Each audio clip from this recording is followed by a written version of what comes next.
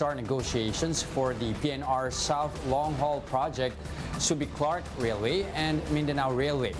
Bautista assured the public that either relocation or subsidy will be given to the informal settlers that will be affected by the projects. We're working closely with the Department of Housing. Kung halimbawang kailangan umalis na sila at wala pa yung housing, pwede natin silang bigyan ng parang subsidy sa kanilang rental. So meron ganung project dito sa ating mga informal settlers families. The DOTR and China are picking up where they left off, or at least they're back on the negotiating table after Beijing withdrew funding for the 3 big-ticket railway projects. Will the deal take off this time around? The answer in this tonight's episode of The Chiefs.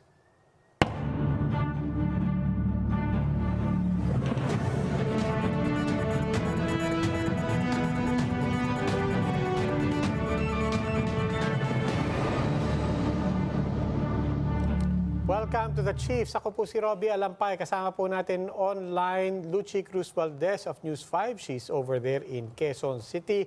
Ami Pamintuan of the Philippine Star is with us as well. She's in Manila. And here with us in studio in Mandaluyong, Lingao of One News.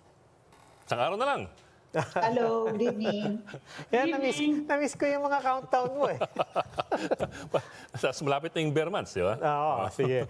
Sige. Bago natin tapusin yung linggo, total may isang araw pa. Ami, ano ba ang balita? Mukhang may mga raid na. Oo nga, raid. Pero ang tawag ni Trixie Angeles, visitation, ano daw yon, yung visitation role ng customs. Pero ang tawag ng customs raid eh. Paano yung hospital? Anyway, pinadlock, saka may kinumpis ka, so I guess it's a raid. Oo, kinandado eh. Di ba? Oo. Nakalagay nga Hindi na yung may-ari. Sabi niya, hindi sila nag-hoarding. At walang smuggling. So anyway, we'll wait for that investigation. Yeah, that still has to be proven naman eh. We did see a lot of sacks of sugar, but that doesn't necessarily prove anything eh. Yes. So, di ba? Sabi na hedging. Baka daw hedging yon, di ba? Hindi naman hoarding, magkaiba daw yan.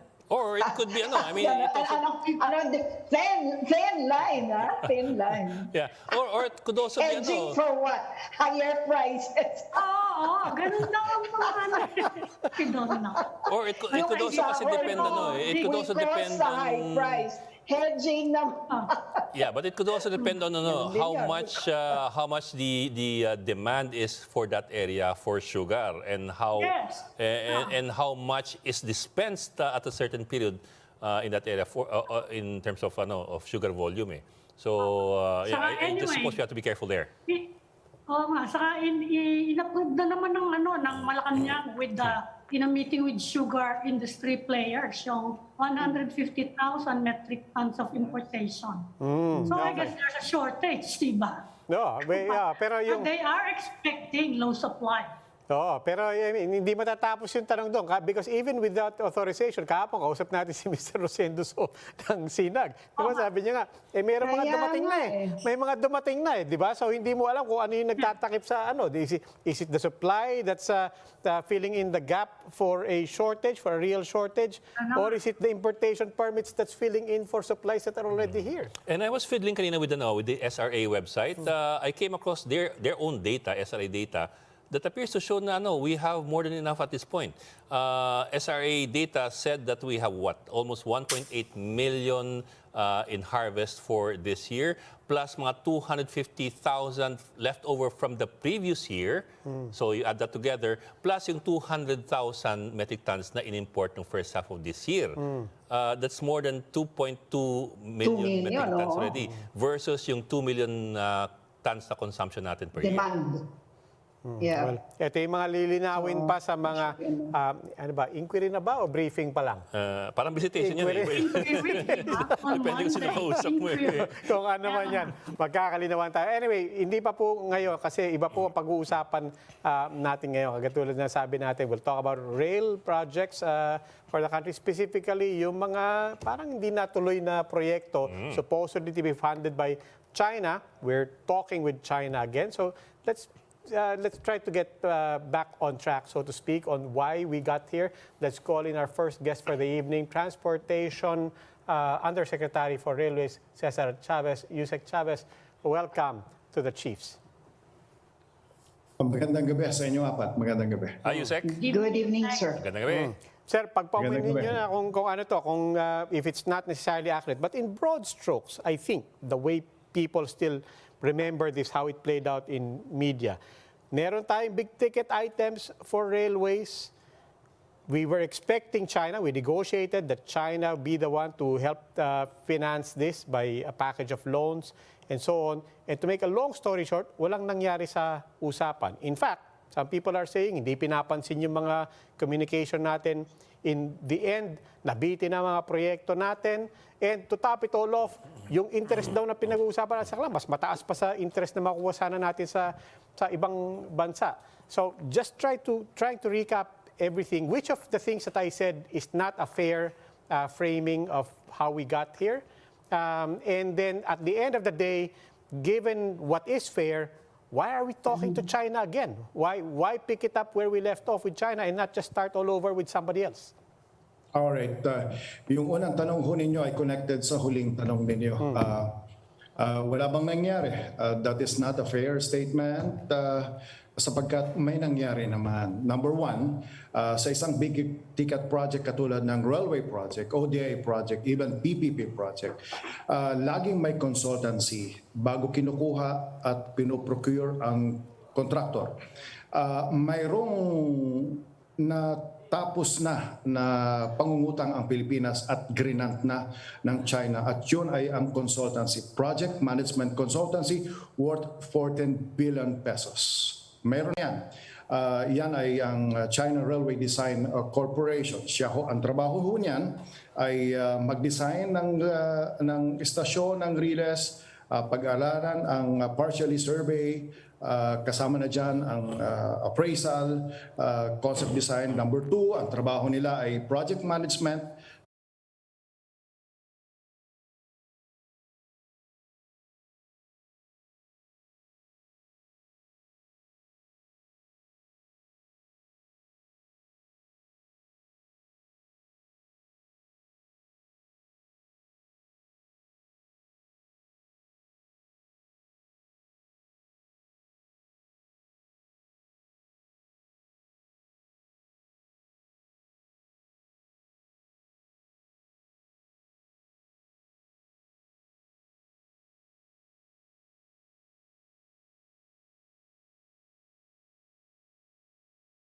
Ang loan application namin for South Long Haul Project, Calamba to Daraga, is withdrawn. So may nangyari, mayroong consultancy, ang wala lang ay ang contractor ngayon. Sir, so what is the reason So behind... parang, Go ahead, Luchi. so can we pick up where we left off? In effect, that's the question now, no? Or we have to go back and redo certain things. Ano po ba ang process? Kung ang desisyon ng Philippine government, in this case, the economic team of the President ay ituloy, hindi na kinakailangan bumalik sa NEDA ICC, hindi na kinakailangan kumuha ng NEDA approval, NEDA board, sapagkat ang gagawin na lang ay bumalik uli, mag-apply na lang muli ng loan application sa China Exim Bank sapagkat hindi naman nababago ang data. Babalik ka lang sa NEDA kung may change of scope, kung mayroong financing change, halimbawa ODA ba, PPP, iba ba ang pangungutangan at change of cost. So tatlo. Sapagkat kung ang magiging desisyon, halimbawa in this case ng Department of Finance, ituloy, re-application na lang ng loan.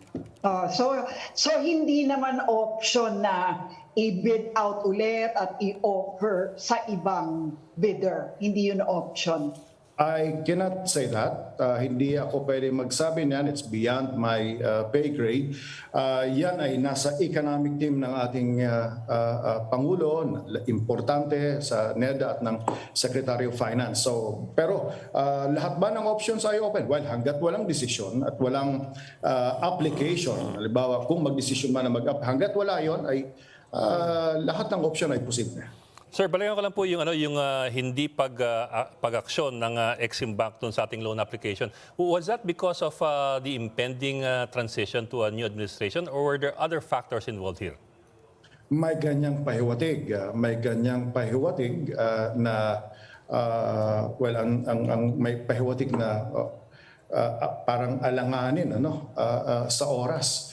In fact, pwede mas isipin natin na nung nag-meeting si Secretary Jimmy Bautista at ang Chinese ambassador, ipinahawatig uli, direktang sinabi, hindi pahiwatig, direktang sinabi ng Chinese ambassador ang kanilang interes na tumulong sa areas ng infrastructure, energy, agriculture, at nung sa infrastructure ay binanggit uli ang kanilang interes na tumulong sa proyektong ito. So you're saying we expect the Exim Bank to finally act on the loan application this time? Well, ang unang dapat gawin siguro ay ang hintayin ay anong aksyon ng economic team ng ating Pangulo. Because I cannot preempt kung ano ang sasabihin finally to be decided by the Secretary of Finance in particular. Yusek, yung consultancy fee, million ba yun o billion? Bilyon. At sa pagpasok ng bagong administrasyon ay nakagastos na tayo ng 1.1 billion pesos. So paano yun? Kung hindi natin ituloy yung project, write-off na yun, kanila na yun, hindi natin yun mababawi. Hindi, nasa atin yon. Utang na natin yon. Magbabayad na tayo noon. After 7 years, magbabayad na tayo. Pero period is 7 years. No return, no exchange na yan. Kasi kahit hindi natin ituloy yung project. Pero utang na natin. Pero to that point, Yusek, just to be clear, not just about the money, but what that consultancy resulted in. If I got that right, the consultancy was for the design? So the design is actually finished? Is that what it means? A design, a project supervision until defects liability and concept design. Because ang proyekto ng Calamba to Bicol is design and build. Therefore, the detailed engineering design is lodged to the contractor, not to the project consultancy. Basic design lang ang gagawin nila. Stasyon, alignment ng riles, yung dating riles ba ng PNR from Calamba to Daraga ay susundin? Well, sa kanilang pag-aaral ay hindi lahat. Sapagkat kung saan maraming ISF, sabi ng Railway Design Corporation ay hindi.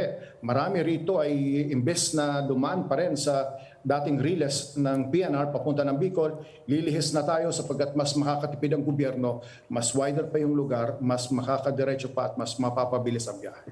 So design and project supervision ang trabaho ng consultancy. But other than the question of the... Sa nag-design, ganun ba yun, sir? Kung sino yung nag-design, kung sino yung, ano pa yung isa, yung so design, ano pa kanya yung mga ibang ginawa na binayaran na natin? Well, are we already tied to that in effect? Otherwise, we will have to redo the whole thing and pay up again? Ganun ba yun? Well, ganito. Nandiyan na yung utang, 14 billion. Gumastos na ang nakaraang administrasyon ng 1.1 billion sa consultancy. Yung parcellary survey, napakahaba niyan, 365 kilometers. At yung pagtingin kung saan dapat gigilid, saan tayo bibili ng lupa, halos nagawa na nila yan. So gumastos na tayo ng 1.5 billion. So ang concern siguro,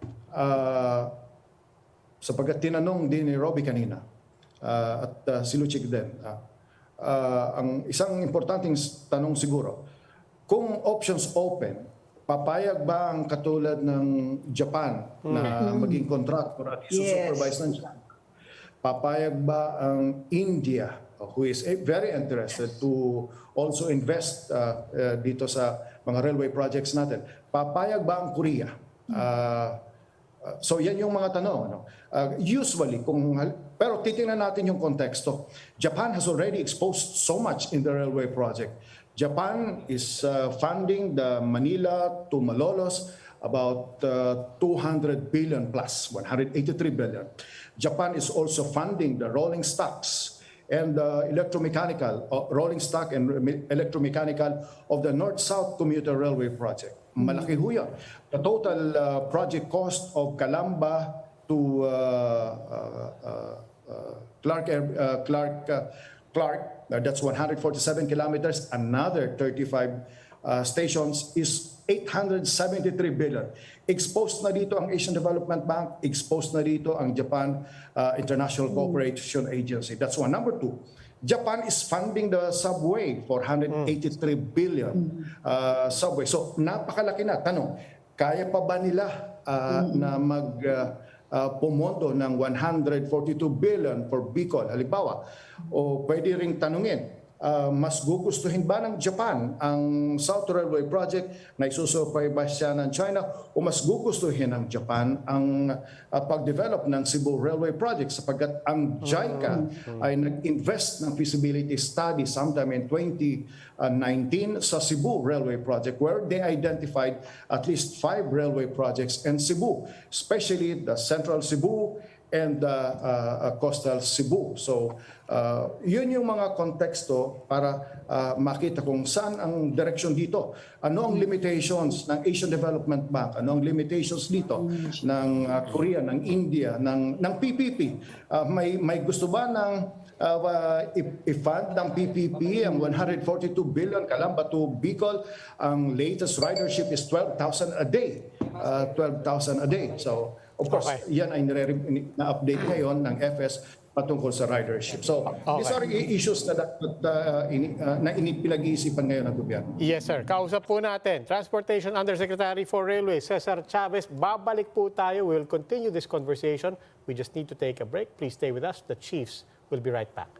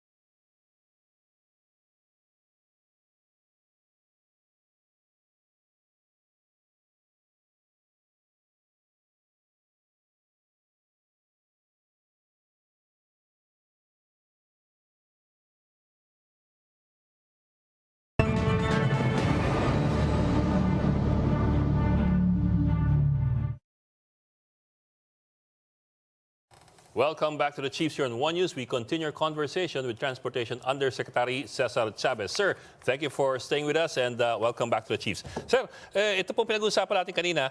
Okay, so aprobado na yung consultancies and all that. And we are now looking at, I suppose, reapplying for the loans with China Exim Bank. Ano po yung timeline natin ngayon? What's our new timeline? Baka naman abutin tayo ng baka abutin na naman tayo ng isa pang administrasyon. Baka hindi na namin matamat, sayang. Well, hindi ko pwedeng mabanggit ko ano ang timeline, sapagkat hihintayin natin ang desisyon ng economic team, especially ng Department of Finance, kung ano ang financing scheme, kung itutuloy ang project patungo ng Bicol. Halimbawa, in this case. Also, kung ano ang mangyayari sa Subic-Clark at kung ano ang mangyayari sa Mindanao Railway Project. Kaya ang ginawa ni Secretary Bautista, in the first few days in office, ang una niyang ginawa ay sinulatan si Secretary Jokno, sinulatan ng ibang cabinet members ang NEDA, seeking guidance kung ano ang magiging direction dito sa mga railway projects na nabinbin initially requested for funding through ODA at China. Yes, sir. Yung Sir, that's second interesting. isang mga issues sa saying, mga sir? loan facility ng China medyo mataas yung kanyang interest rate Di ba yan ang problema compared with, for example, Japan? So pinag-aaralan din ba ito ng 3%, DOTR or lahat yan sa economic team pupunta sa finance? Sinong magdidesisyon niya? Kasama din ba kaya? May input ba kayo dyan? Well, mas mabuting tanungin ang ang Department of Finance dito sapagkat sila ang nag-a-apply ng loan at sila din ang nagne-negotiate at sila din ang pumipirma. Ang role ng Department of Transportation is to implement the project. All about whether or not. Well, ano bang sitwasyon? Halimbawa, Kaliwa and Chico Dam. Ipagpalagay na natin na ang pangungutang natin ay lahat in US dollars. Ipagpalagay na natin ang pangungutang natin sa China, sa Japan, sa Korea, sa France at sa China in US dollars. Ano ang katotohanan? Nangutang tayo sa Kaliwa Dam at sa Chico Dam 2% as of signing. 2% ho yan. Yung dalawang proyekto na yan. Nung nangutang naman tayo sa Japan, that's 0.1% in yen, pero kung ita-translate mo yan sa dollars, remember, hindi lang siya percent, di ba? Yung 2% na yan ng China ay may 7 years grace period, 20 years to pay. Yung sa Japan, ang utang natin denominated sa yen, 12 years grace period, 40 years to pay, 0.1% per annum. Pero batay sa computation na nakita namin, that's 2.7% kung i-dollar mo by denomination. Nangutang din tayo sa Korea, New Cebu International Container Port. Magkano ang interest rate doon? 1.3%. Nangutang din tayo sa France, Cebu, BRT. Magkano ang percent doon? Interest rate, 3.6%. Nangutang tayo sa China, yung Angat, yung nauna pang proyektong ito, magkano? 3%. Kung iisipin natin sa pangungutang ng mga proyekto, tatlong level, halimbawa, pag private talagang mahal yon. Ang susunod dyan ay ang gobyerno. At ang pangatlong level dyan ay developmental. Anything below 5, sinasabi nga nila 3% still concessionary. And therefore, mura pa rin yan. Mura pa rin yung 3%.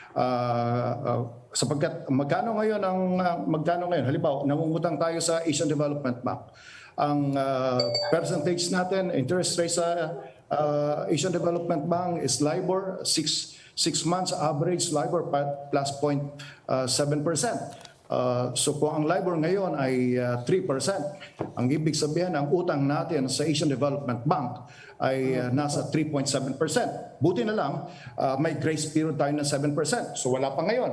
Magbabayad tayo after 7 years. So in other words, kung i-apples to apples mo ang ating pangungutang, lahat dollar denominated, may sasabi natin na competitive ang yung binabanggit na 3%.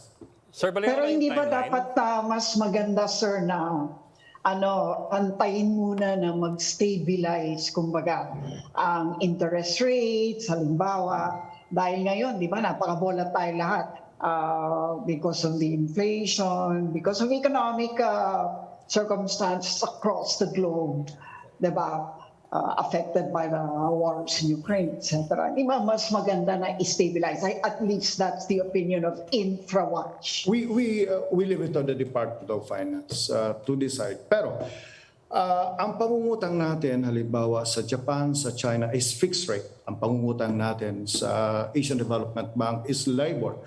6 months halimbawa, 6 months average plus 0.7%. Depende yon kung tatas ang interest, bababa ang interest.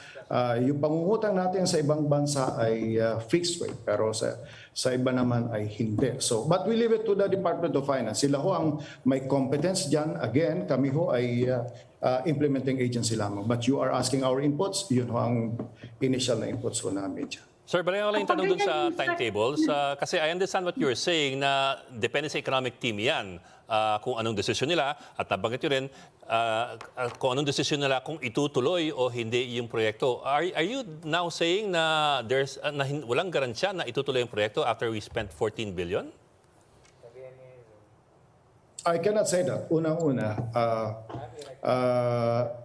kaya nga nag-uusap ngayon. Nag-uusap ngayon ang Chinese government, in this case the Chinese ambassador, at ang Secretary of Transportation. The Secretary of Transportation has already endorsed a communication to agencies such as Department of Finance and the NEDA requesting guidance on this. Sapagkat trabaho namin na sapagkat nakabimbin yan, ayaw naman natin in suspended animation yan ang matagal. Yes, sir. So kumilos si Secretary Bautista at nakikipag-communicate sa iba pang mga related government agencies para sa way forward ng proyektong ito. So ang tingin ko, kung ang sinabi ng ating Pangulo sa SONA, statement niya na full speed ahead, instruction sa DOTR, ginagawa ngayon yan ni Secretary Jimmy Bautista, ang tingin ko ay soon magkakaroon ng liwanag yan. Hindi lang natin pwedeng i-preempt kung ano ang mga preliminary discussions dyan. But I think ang gobyernong ito ay dalawa lang ang pwede. Either i-terminate dyan o ituloy. At siyempre, they were weighing also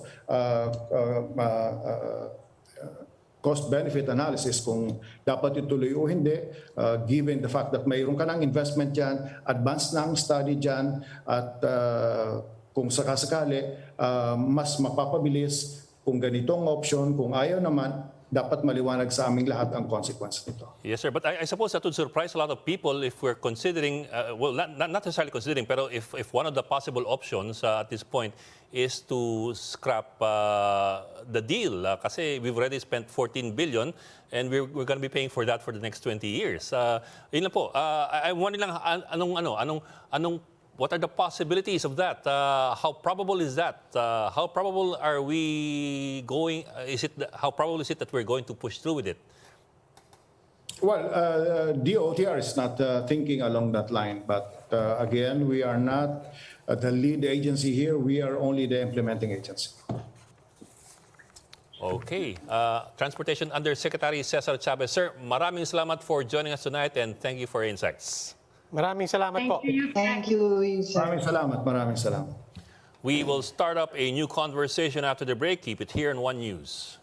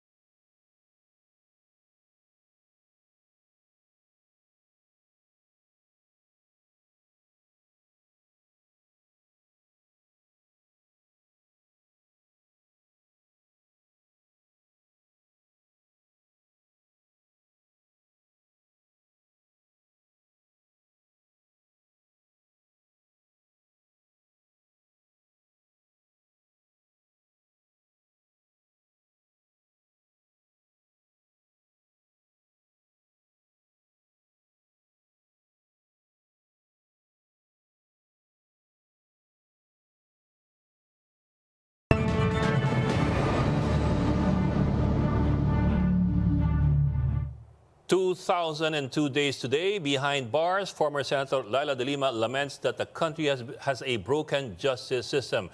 We discuss her ongoing legal battle, and joining us via Zoom is one of her lawyers, Atty. Dino de Leon. Sir, maraming salamat for joining us tonight. Atty. De Leon, and welcome to the Chiefs. Magandang gabi sa inyong lahat, and sana maging fruitful ang ating conversation tonight. Yes, sir. Good evening, sir. Good evening, sir. Sir, well, a few months ago, we had a slew of reports of witnesses backing out or withdrawing their testimonies against Senator Leila De Lima. So, I suppose at this point, everyone is wondering, kamusta ang kaso? Asan ngayon ang kaso at anong naging epekto nitong pag-backout ng ilang testigo sa kanyang kaso?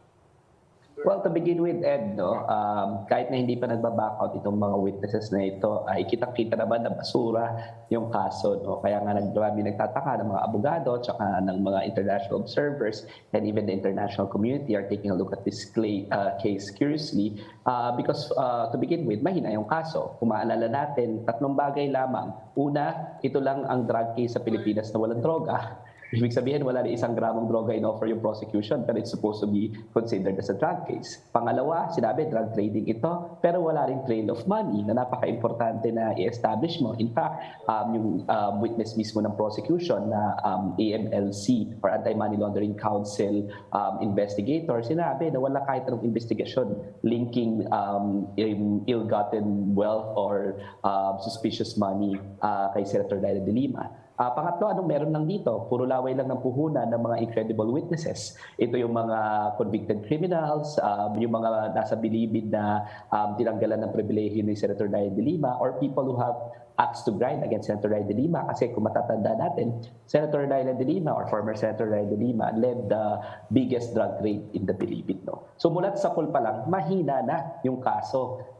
At ang meron lang ay laway nga lang ang puhunan ng mga incredible witnesses. Tapos yung mga witnesses ito, 4 sa kanila, 4 na as of the moment, ay sinabi, pinilit sila ng mga pulis, ng mga makapangyarihang tao nung panahon ni President Duterte, kaya sila nagsinungaling on record. At 4 na yan. No? So kung kamusta ang kaso, mulat sa pool pa lang, mahina na yung kaso, lalong-lalo nang nanghina ngayong mga moment na ito kasi nag-recant na nga yung mga witnesses. Kasama na dyan yung pinaka-star witness nila doon sa isang kaso. Attorney, I mean, a lot of people, of course, are aware of that, yung pag-recant, no? But process-wise, automatic ba yun? How simple is that when somebody, kasi that's a sworn statement versus another, I would imagine, another sworn statement taking back the original statement. Automatic ba yun? Well, yun nga yung nakakalungkot. No? Of course, tandaan natin na yung mga taong nagpakulong kay Senator Leila De Lima ay mga makapangyarihan. Ito yung mga nakabangga niya nung siya ay Secretary of Justice, nung iniimbestigahan niya yung drug war. Let's put context on why Senator Leila De Lima was actually incarcerated. She was the only courageous person who who called a spade, and that is sinabi niya ng mga oras na malawakan ng patayan sa ilalim ni Rodrigo Duterte, hindi dapat yan, kaya piniimbestigahan. Winarningan si Senator Leila De Lima na ipakukulong ka, gagawa ka ng kwento, pero hindi siya tumigil. No? Tapos afterwards, ang dali-dali na nag-manufacture ng evidence kay Senator Leila De Lima. At alam natin manufacture yung evidence kasi itong mga testigo na ito mismo ang nagsasabi. Pero ngayon, hindi ganun kadali mag-withdraw, just to answer your question. Because of course, we will have to make sure that these witnesses will take the witness stand. And a lot of them are afraid because the reason why, of course, they are withdrawing right now is because loose ends sila di ba? Natatakot rin sila sa kanilang survival. That's at least our theory, which is why nagsabi na sila ng katotohanan. Pero yung maupo sila sa witness stand, di ba? Sino ba yung may capability supposedly to protect them? Dapat yung Estado yun. To begin with, yung Estado ang pinaniniwalaan na nagpakulong illegally kay Senator Leila De Lima. So hindi siya ganun kadali, no? But in due course, the moment that they take the witness stand and because they are actually telling the truth, dapat ma-take into consideration yun ng korte. But of course, with respect to how the court will appreciate that, we leave it up to the court because the proceedings are ongoing. Inaccept na So ba yung mga- procedurally, procedurally, attorney, paki-explain nyo lang sa amin, no? Ano pa ang dapat mangyari? Kasi sa mga pelikula, pag mga ganyan, may nag-retract na, binawi na. Bigla kagad Usually, yan, di ba? Nagyaya ka pa na sa courtroom yan. Pag lalabas na Tama na yan. Ending na, panalo. Bakit ba? Bakit sa totoong buhay at sa justice system natin, parang wala nangyayari, no? Parang business as usual ang courts. Parang wala lang yan. Sa media lang yan may value. Ba't ganun? Well, to begin with, no, tama ka. Dapat nga sa ibang mga sistemang legal, reasonable doubt lang naman dapat talaga yung kailangan mo ipakita because these individuals are presumed innocent until proven otherwise. Senator Leila De Lima remains to be innocent. There's not a single conviction na final executory laban kay Senator Leila De Lima. No? Pero ganun nga yun, no? Dito sa ating sistemang legal kasi, kailangan pag nag-recant ka, you give the other side the chance to cross-examine and to test the credibility of the recanting witness. No? In other words, kailangan ipresenta pa sila sa witness stand. At alam mo naman yung mga hearing din dito, takes time. Hindi naman tayo yung continuous trial. Kulang yung mga judges sa isang hearing nga. Kanina nag-hearing lang kami. Pang 27 kami sa docket. Di ba? So, ibig sabihin, tapos ma-reset ka ulit 1 month from now, 2 months from now. Yun yung mahirap dun sa ating sistemang legal. So, sabi nga kanina ni Ed, no, nanulungkot sa Senator Leila De Lima, na ganito yung ating justice system, but the reason why she is fighting regardless of such kinds of regardless of the broken justice system is because para ma-improve kasi yung justice system natin, we have to participate properly. And each one of us, even though we are not litigants, hindi tayo nakahabla, kailangan nagpa-participate tayo sa justice system. Maganda nga, di ba, sa ibang bansa, kaya nga may jury system para maramdaman nila na stakeholders sila in the dispensation of justice. Sa atin, nasa judge lahat yun, pero dapat as citizens, we have to make sure na bantayan natin yung justice system, lalong-lalo na dito sa kasong ito na greatest frame up in Philippine history.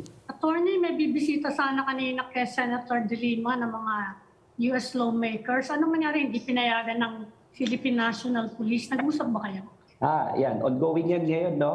We are withholding pa statements with respect to that particular matter. Pero I'd like to confirm, though, that congressional delegations supposedly of the United States were there a while ago and would have wanted to actually visit Senator Leila De Lima.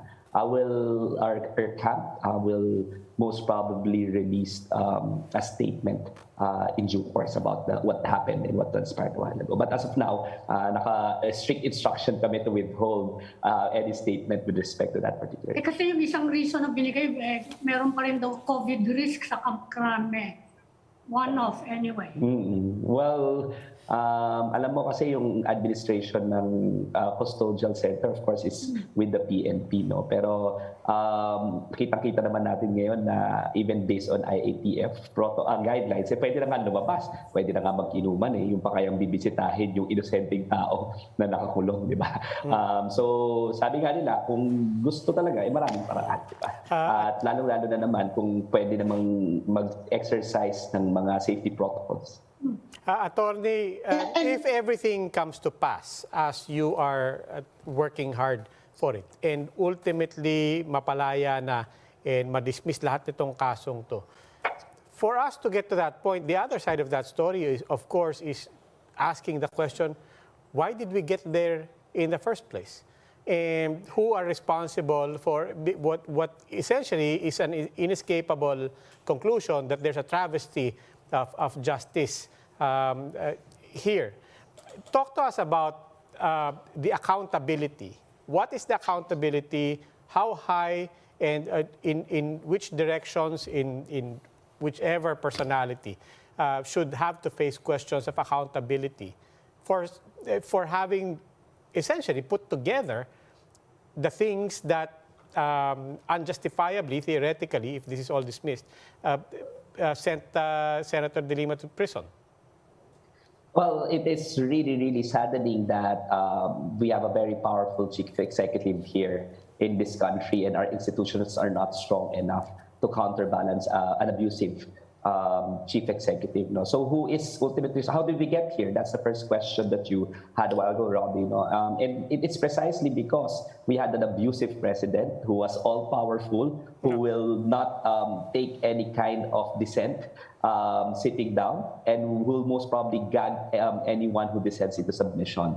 So that's the reason why we got here. And ultimately, they didn't stop there. What they did was to character assassinate Senator Leila De Lima and make sure that the law will be used against her, even and up to the extent of manufacturing evidence. We'll have to call a spade, no? And why do we know that they are manufactured evidence? It's precisely because those witnesses that they use actually recanted afterwards. And what was consistent? What was a consistent pattern with respect to all of these recantations? All of them were saying they were being threatened, their lives were in peril, and not only their lives, but even the lives of their respective families. So, hawak sila sa leeg, so to speak. Now, what are the accountabilities of these people? Sana nga po, mahabol pa ng accountability yung mga matatandang ito. No? Marami sa kanila matatanda na. Alam nyo naman sa bagal ng hustisya, kaya ang sasaya naman nila. Siguro, kala nila hindi na sila mahabol ng hustisya.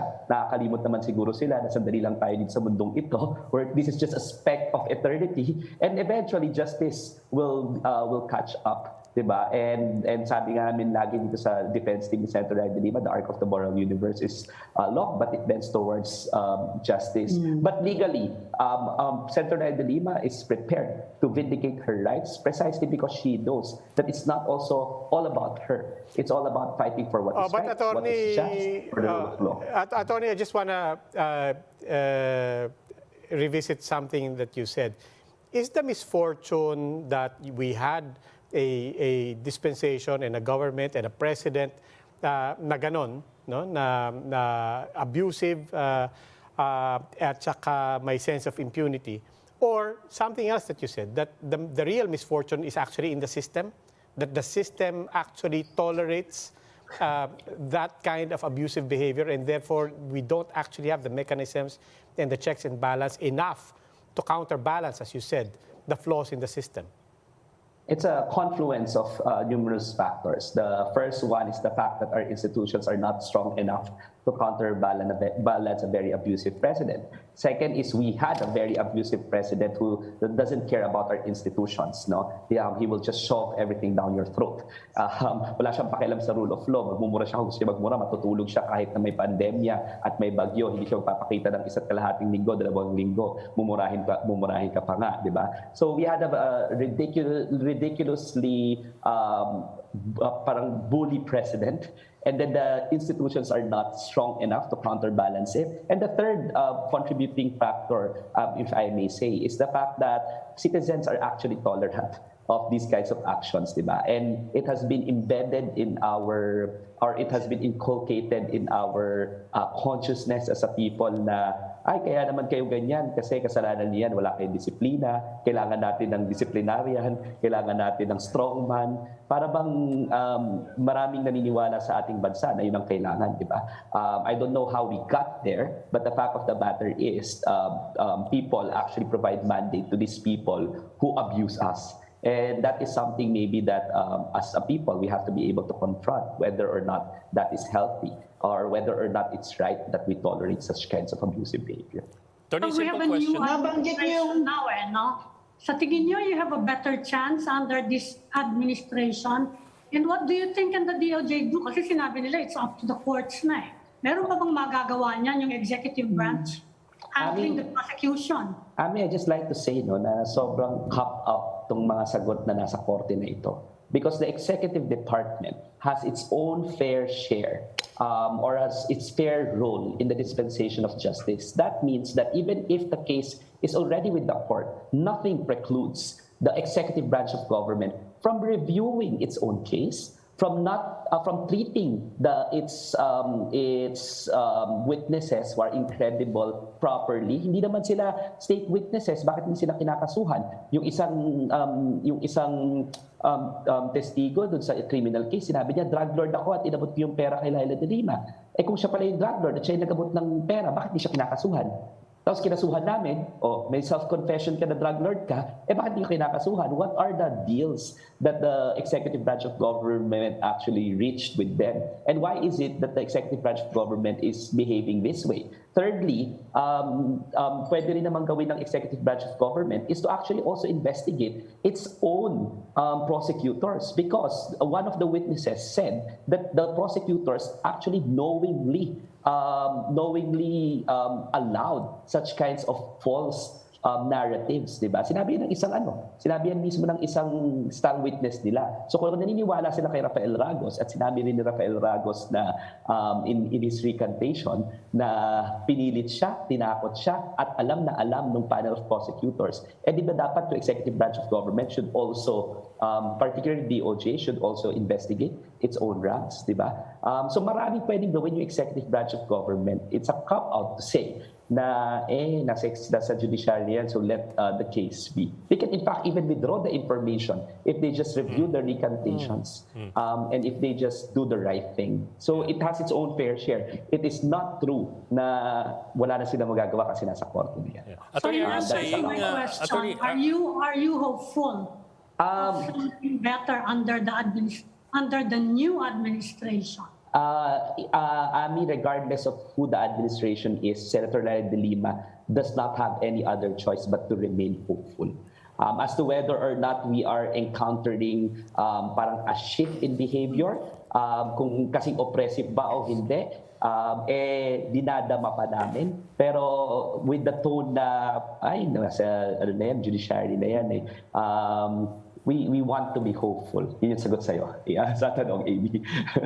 Attorney, are you saying valid that the Nabanggit niyo kanina recantation has no value, no effective value at all until or unless the witness takes the witness stand and is cross-examined? In which case, kasi paano yun? If next year or next year pa siya ipatawag sa witness stand, at by which time either nagbago na naman ang isip niya o namatay na siya or so on down the line. I mean, is there any way to put a sense of urgency in pulling these people to the witness stand? Begin with, we've already filed our motion with one of the courts saying na you have to revisit our demurrer to evidence. Nag-file kasi kami dati ng motion to dismiss saying na even if ang iti-take into consideration lang natin yung ebidensya nila, it's not sufficient to warrant conviction na proof beyond reasonable doubt. Again, drug trading ito drug trading supposedly. Ang kaso, walang drugs. Walang actual trading na proof. Ang sinabi lang, drug trader sila, nagbigay sila ng pera. So, final namin yon, we put urgency on the situation. Pero I agree with you, paano kung next year pa? Talagang sobrang nakakalungkot kasi pang-anim na taon na ni Senator Leila De Lima na magpapasko sa kulungan mag-isa. At hindi biro yung mag-isa ka sa kulungan, araw-araw. Di ba? Yun yung nakakalungkot dun And we've been defending this case with utmost vigor right from the very start because we know for a fact that Senator Leila De Lima is innocent. Pero where are we now? It's on, sabi mo kanina, 2002 days of unjust detention. How do we know that it's unjust? Even the United Nations Working Group on Arbitrary Detention released a report after they've conducted their study on the case of Senator Leila De Lima, categorically declaring that the detention of Senator Leila De Lima was arbitrary. So maraming mga groups na ang nag-evaluate ng kaso na ito at hindi lamang kami mga abogado ni Senator Leila De Lima. Attorney, What about the accountability nga of those who recanted? Wala bang sanction yung mga yun? Di ba dapat, I mean, even as the case is ongoing, isn't there I don't know, legally, a charge that you can raise against them for recanting? Well, alam mo, marami naman pwedeng maikaso sa kanila, pero ngayon nagsasabi sila ng totoo, dapat yata i-reward yung pagsasabi ng totoo. Ngayon, syempre, magagalit yung mga utak nito, mga kasinungalingan na ito, pwede silang kasuhan. Pero there's a valid defense. And what is only penalized is when you knowingly tell a lie, deliberately and willfully. Kung nakatakot ka, may nakatutok na baril sa'yo, can you really say that willful yung pagsisinungaling mo in the past? Diba? At may nakatutok na baril sa pamilya mo. So there is a reason why they were lying at that point in time, and they categorically said it. They said that their lives were in peril, there were threats to the life and lives of their family members, which is why they were forced to do it. Nakakalungkot lang na ang tagal bago sila nagdalawang isip at nagbago ang mga isipan. At the only reason is, hindi na kasing kapangyarihan supposedly si President Rodrigo Duterte, di ba? Kaya lahat, nung latter part na nung kanyang, nung siya lame duck na at ngayon hindi na siya presidente. Nakakalungkot, di ba, na kailangan bago lumabas ang katotohanan, hindi na makapangyarihan yung author ng kasinungalingan. Hindi ba dapat our institutions are strong enough to be able to push back to lies no matter how powerful the person is? Unfortunately, That's not something that we have right now. So I think the collective obligation and the collective responsibility of us citizens is to ensure that our institutions are strengthened and we don't concentrate on personality politics, but rather ensure that our institutions are strengthened. Attorney, we're almost out of time, but we do want to ask, of course, kumusta ba si Senator Leila De Lima? I mean, you have said that she remains hopeful, her spirit remains strong, but physically, how is she? We know she underwent major surgery. She's fine, no?